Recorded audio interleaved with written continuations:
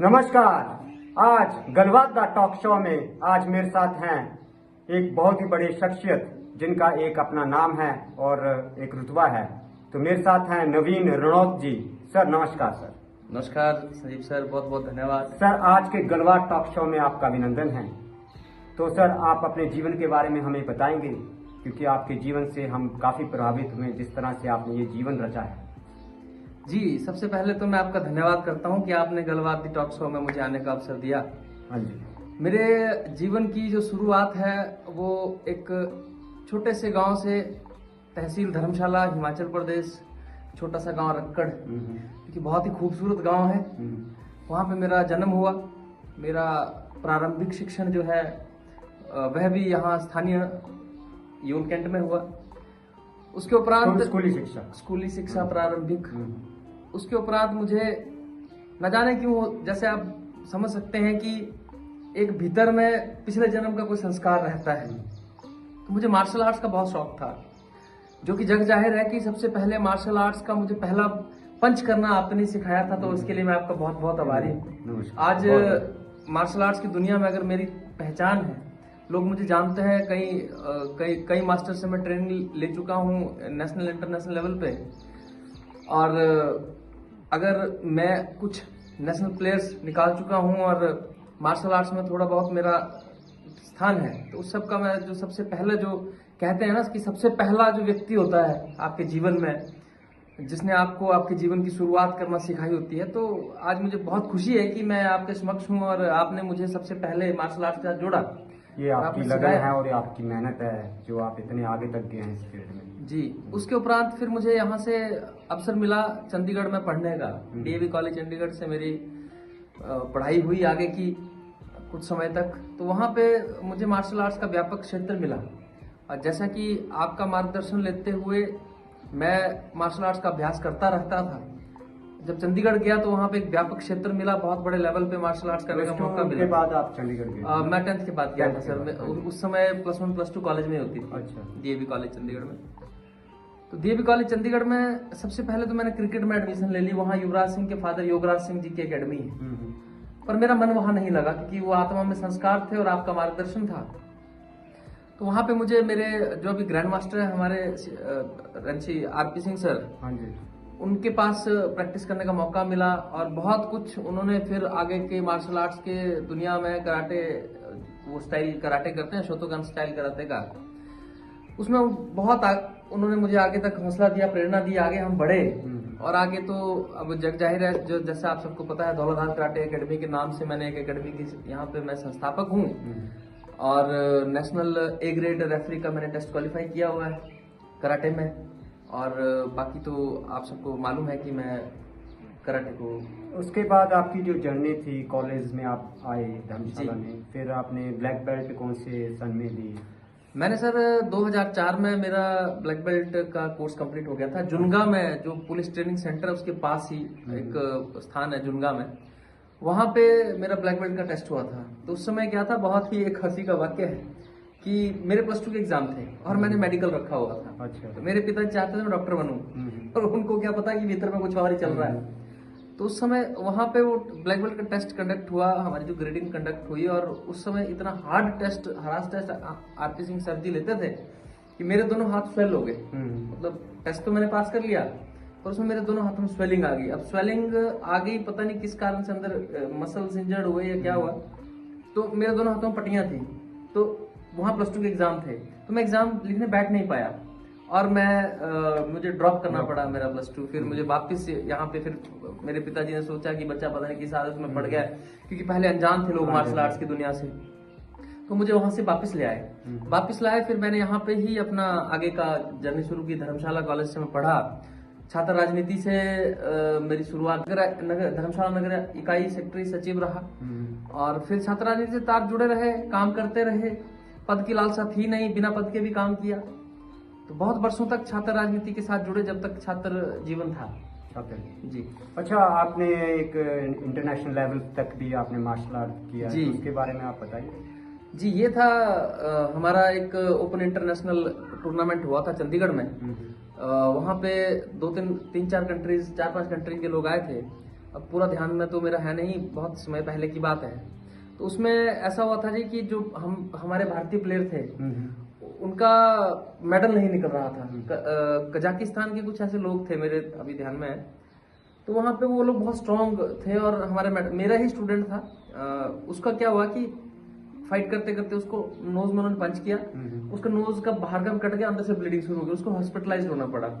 अभी भी उसका नाक देखेंगे थोड़ा सा टेढ़ा है, तो थोड़ा अंदर वो भी रोष था कि बाहर के लोग आके हमारे लोगों की पिटाई कर रहे हैं यहाँ पे। और वो फुल कॉन्टेक्ट मार्शल आर्ट्स था उस समय जब मैं खेलता था, sports karate, mix martial art. हाँ जी, स्पोर्ट्स कराटे में तब मैं एंटर नहीं हुआ था। वो लोग फुल कॉन्टेक्ट करते हैं, मिक्स मार्शल आर्ट्स की तरह होता है फुल कॉन्टेक्ट। तो उसमें फिर जब मुझे बहुत रोष आया कि नहीं, और पूरा चंडीगढ़ का वो आइस स्केटिंग रिंग है, वहाँ पे वो टूर्नामेंट चल रहा था 10 सेक्टर में, तो बहुत सारे पेरेंट्स, बहुत सारे मार्शल आर्ट्स के चाहने वाले, बहुत सारी टीम्स आई हुई थी।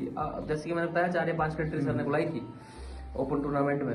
तो वहाँ पे मुझे बहुत रोष आया और मुझे ऐसा लगा कि नहीं, यहाँ पे तो एक मेडल तो मैंने निकालना ही निकालना है। ऐसा नहीं था कि मैं उस समय मेरे ध्यान में था कि मैं गोल्ड ही निकाल लूंगा, पर एक मेडल तो इन लोगों से मुझे ब्राउन्ज तो निकालूंगा ना। तो मैं खुद खेलने उतर गया फाइट करने, सीनियर लेवल की जो फाइट हुई। और उसमें बहुत ज्यादा इंजरी मुझे भी हुई, मेरी जो टांग थी इतनी स्वेल हो गई, 1 महीना तक मेरी लेग चलती नहीं थी। पर उसमें मेरे अभी भी बहुत एक रेयर से वीडियो क्लिप है कि तब इतना वीडियो क्लैरिटी वाले फोन होते नहीं थे, बहुत रेयर एक वीडियो क्लिप है, मुझे मिलेगी तो मैं आपको सेंड करूंगा। उसमें मतलब बहुत ही अच्छा मैच हुआ और पूरा हॉल शांत हो गया और उसमें मैंने गोल्ड मेडल इंडिया के लिए निकाला था। उसमें हमारे संजय जी हैं पालमपुर से, वो भी आए थे, तो उन्होंने मुझे कंधे पे उठा के पूरे स्टेडियम में दौड़े थे उस समय। अच्छा, बहुत बढ़िया, बहुत बढ़िया। ये अचीवमेंट होती है, लाइफ टाइम की भी याद रहती है। जी जी सर। उसके बाद आपने एक बहुत से बच्चों को नेशनल लेवल तक पहुंचाया है, ब्लैक बेल्ट बनाया है जी, और एक आत्मरक्षा के उसका साथ में आप उसके साथ आप आध्यात्मिक दुनिया में भी रहे हैं जी, तो आपका कैसा अनुभव रहा है वो? देखिए, मैं मानता हूँ कि अध्यात्म, हम लोग सोचते हैं कि बुजुर्ग हो जाएंगे। एक बड़ी अच्छी सी कहावत है पहाड़ी में कि अडगोडे बह तो राम जपण, अडगोडे डह तो राम जपण बह। मतलब जब आपके हाथ पैर ही काम नहीं करेंगे, एनर्जी ही नहीं रहेगी, तो फिर प्रभु राम का नाम लेने का तो फिर तो राम नाम सत्य ही होगा लास्ट में। तो मैं ये मानता हूँ कि हर व्यक्ति को, हर बच्चे को भी हमें आध्यात्मिकता सिखानी चाहिए, जैसा आप कार्य कर रहे हैं आध्यात्मिक, ये बहुत अच्छा आपने आध्यात्मिकता की और आप बढ़ा रहे हैं कदम। अध्यात्म होना मतलब ये नहीं है कि हम समाज और दुनिया से कट जाएं या गृहस्थ से कट जाएं। अध्यात्म होने का मतलब है कि अपनी आत्मा पे हम लोग संयम रखें, अपनी इंद्रियों पे संयम रखें। अपने जैसे हम क्रोध है, मैं छोटा सा एग्जाम्पल आपके सामने प्रस्तुत करूंगा। वैसे तो मुझे ऐसा लग रहा है कि आप में क्रोध है एग्जाम्पल के तौर पे, तो क्रोध होना स्वाभाविक है। अगर हम क्रोधित नहीं होंगे तो लोग हमारा मिसयूज करेंगे। क्रोधित नहीं होंगे तो हम ये सारा लूटपाट के ले जाएंगे। लेकिन क्रोध वैसा नहीं होना चाहिए कि हम समाज में किसी की हानि करें, किसी व्यक्ति विशेष को या समाज में हमारे द्वारा हमारे क्रोध की वजह से किसी का नुकसान और हमारा भी नुकसान और हमारा परिवार भी डिस्टर्ब हो जाए। एक लेवल तक आत्मा के अंदर जो हमारी जो इंद्रियां हैं, काम, क्रोध, लोभ, मोह, अहंकार, जो हमारे संस्कार है, वह होने चाहिए, लेकिन उस लेवल तक जहां तक उनका उपयोग हो सके। तो आध्यात्मिक होना बहुत अच्छी बात है। आध्यात्मिक होना ये नहीं कि हम साधु संत बन गए। और जो आपने बात की जर्नी की, जो मार्शल आर्ट्स की जर्नी थी, तो मेरे पिछले कई वर्षों से, मेरा 14-15 वर्ष हो गए मुझे मार्शल आर्ट्स सिखाते हुए। पिछले कुछ 4-5 साल पहले मैं गवर्नमेंट जॉब की तरफ मेरा रुख हुआ, तो अब तो मैं डायरेक्टली नहीं सिखाता हूँ। मेरे आगे शिष्य हैं जो आगे क्लासेस लेते हैं, पर मेरे टाइम तक वहाँ पे बहुत सारे हमने ब्लैक बेल्ट्स निकाले। बहुत आगे वो लोग आजीविका का साधन भी अपना कमा रहे हैं, जो ब्लैक बेल्ट निकल गए आगे वो लाइसेंस लेके आगे सिखा भी रहे हैं स्कूलों में। स्टार्टअप मिला, जो व्यक्ति बेरोजगार थे उन्होंने प्रैक्टिस की। तो देखिए, मार्शल आर्ट्स में एक सबसे सुंदर बात क्या है सर, कि आप जरूरी नहीं है कि आप लोग मार्शल आर्ट्स करके कहीं लड़ने ही जाएंगे कि आप रोड पे लड़ेंगे। आपने मार्शल आर्ट्स किया, आप कितना की रोड पे लड़ते हैं? नहीं लड़ते। मैंने मार्शल आर्ट्स किया, मैं कितना की लड़ता हूँ, किसी को तू करके नहीं बोलता, अपने छोटे को भी। मार्शल आर्ट्स करने से संयम आ जाता है, शरीर और मन के बीच में एक बैलेंस बन जाता है। अब और दूसरी बात, जितने नशे आजकल चले हैं, हमारा यूथ खराब हो रहा है। देखिए, सबसे पहले किसी देश को बर्बाद करना हो ना सर, तो उसके यूथ को बर्बाद कर दो। तो बाहरी जो हमारी विरोधी शक्तियां, मैं हमेशा उनको चैलेंज करता हूँ कि हमारा यूथ शक्तिशाली है, पर हमारे यूथ को नशे की तरफ वो लोग धकेल रहे हैं। अब जैसे मार्शल आर्ट्स जैसी चीज के साथ हम जुड़ेंगे, योग साधना के साथ, जैसे आप करवा रहे हैं, बहुत अच्छा।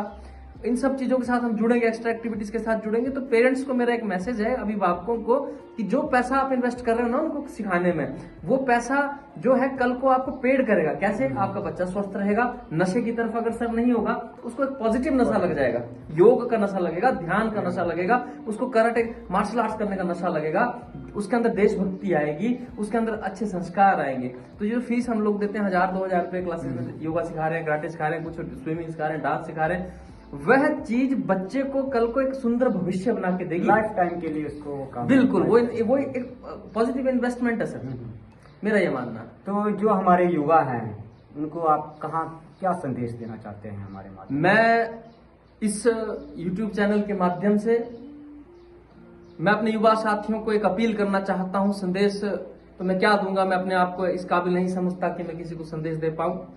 एक अपील करना चाहूंगा, विनती करना चाहूंगा कि मेरे युवा साथियों, ये जो हम लोगों को समेटने में लगी हुई है ना बाहरी शक्तियां, हम लोग, हमारे नेतागण, हमारा प्रशासन, मैं हमेशा कहता हूं हम लोग कोसते हैं अपने सरकारों को, अपने प्रशासन को, ऐसा नहीं है। वो लोग अपना काम बहुत अच्छे से कर रहे हैं, इसलिए हमारा देश एक बहुत सशक्त देश बनने जा रहा है दुनिया का। तो उनको, बाहरी शक्तियों को, युवा साथियों, आपके माध्यम से मैं ये चैलेंज करना चाहता हूं कि क्या समेटेगा वक्त का कारवां हमें। हम तो लहरों से उबरने का हुनर जानते हैं, सीधे हाथों में जो खींची हैं लकीरें टेढ़ी, उन लकीरों को भी सीधा करने का हुनर जानते हैं। आपसे मेरी अपील है युवा साथियों, मेरे युवा मित्रों, जितने हम युवा वर्ग के लोग हैं, उनसे मेरी हाथ जोड़ के विनती है कि आप लोग नशे से दूर रहें। नशा नशा होता है, ये नहीं कि मैं छोटा नशा करता हूं, बड़ा नशा करता हूं, नशा नशा होता है। नशे से ना केवल आपका शरीर, आप मैं कहीं भी चला जाऊं दुनिया के किसी भी कोने में, बहुत सुंदर सुंदर जगहें हैं दुनिया में, ईश्वर ने बनाई है, सब ईश्वर का ही है।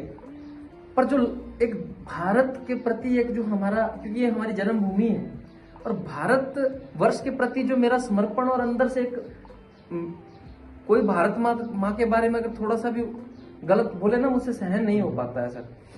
मैं ये देखना चाहता हूं कि अगले 10-15 साल के बाद हमारा युवा इतना सशक्त हो, इतना शक्तिशाली हो। युवा शिक्षित तो हो रहा है, शिक्षा के साथ साथ वो संस्कारी और अध्यात्म की ओर भी अग्रसर रहे। योग जैसे आप योग का संदेश लेके आए, हर युवा, हर भारतीय योग की तरफ अग्रसर हो, ताकि उसको ज्यादातर दवाइयां इत्यादि ना खानी पड़े, उसको हॉस्पिटलों के चक्कर ना काटने पड़े, संयम में हो, ताकि उसको ज्यादा लिटिगेशन में ना पड़े। मैं इस तरह का भारत चाहता हूं कि हर युवा सशक्त है, शक्तिशाली है, रोजगार में है, हर घर में खुशियां हैं, समाज एक दूसरे के साथ, जैसे हमारा पुराना समाज होता है, हम बैठ रहे हैं, बात कर रहे हैं। आज हमारा युवा क्या कर रहा है? अब देखिए, नशे सिर्फ बीड़ी सिगरेट और ये सिर्फ व्यसनों के नशे नहीं है, मोबाइल का भी नशा है। मैं और आप बैठे होंगे, मैं 20 घंटे बस ऐसे बैठा हूँ, आपके साथ बात ही नहीं कर रहा हूँ, आपकी परवाह ही नहीं कर रहा हूँ, मोबाइल में लगे। यस, इस नशे से भी दूर रहें, जितना हो सके उतना मोबाइल को यूज करें, जितना कम हो सके, जितना उसका आप उपयोग करना चाहते हैं, उसका बेनिफिट हो। इससे ज्यादा नहीं। हम रील्स देख रहे हैं, कुछ देख रहे हैं, ठीक है, एक समय निश्चित कर लिए। टेक्नोलॉजी इसने तो साथ में रहना ही है ना, मैं उसके लिए सर रहेगी हमारे साथ, और इससे भी आगे रहेगी। हो सकता है कि इससे भी ज्यादा टेक्नोलॉजी आने वाली है, जो मैं देख रहा हूँ अगले 15 साल में, मोबाइल से भी ज्यादा टेक्नोलॉजी आने वाली, जो हमारे हाथ और कलाइयों में ही होगा। बिल्कुल सर, तो वो इसमें भी आने वाला है। उसके लिए सर मैं एक छोटा सा मैंने टेक्निक यूज किया अपने लिए। खुद भी मोबाइल के व्यसन में पड़ गया था, बहुत देर तक मोबाइल देखता था। इंटरनेट की सुविधा आजकल आपको पता है, धड़ाधड़ा 4G लग गए हैं, सब कुछ है, 5G आ गया है। अभी क्या है, मैं उसके लिए अलार्म सेट कर देता हूँ। मोबाइल हाथ में पकड़ा, 20 मिनट का अलार्म लगा दूंगा कि जब 20 मिनट हो जाएंगे, अलार्म बजेगा तो मुझे मोबाइल छोड़ना है। तो ये सबसे अच्छी टेक्निक है ना, अदरवाइज तो 2-2, 3-3 घंटे कब बीत जाते हैं पता नहीं चलता। बात की आपने भारतवर्ष की, तो किसी महान योद्धा ने कहा है कि तेरा वैभव अमर रहे मां, हम दिन चार रहे न रहे। भारत माँ का डंका पूरी विश्व में बजना चाहिए, उसके लिए जो हम आहुति दे रहे हैं ना, ऐसा नहीं है कि सिर्फ नेतागण, हमारी सरकार और प्रशासन ये आहुतियां, हमारे फौजी सिपाही इत्यादि ये आहुतियां देंगे। वो तो अपना काम कर रहे हैं, उनकी ड्यूटी है, वो समझ रहे हैं, बहुत अच्छे से कर रहे हैं, उनको मैं बहुत बहुत धन्यवाद करना चाहता हूँ आपके इस यूट्यूब के माध्यम से। परंतु हमारा क्या फर्ज है? अगर हम लोग नशों से दूर रहेंगे, सबसे पहला एक छोटा सा कंसेप्ट है सर, हम लोग सशक्त रहेंगे, हम लोग अपने परिवार को अच्छे से केयर करेंगे, अल्टीमेटली एक अच्छे समाज का निर्माण होगा, अल्टीमेटली हम उस देश के उत्थान के लिए योगदान दे रहे होंगे। नेचुरल, बिल्कुल सही बोला।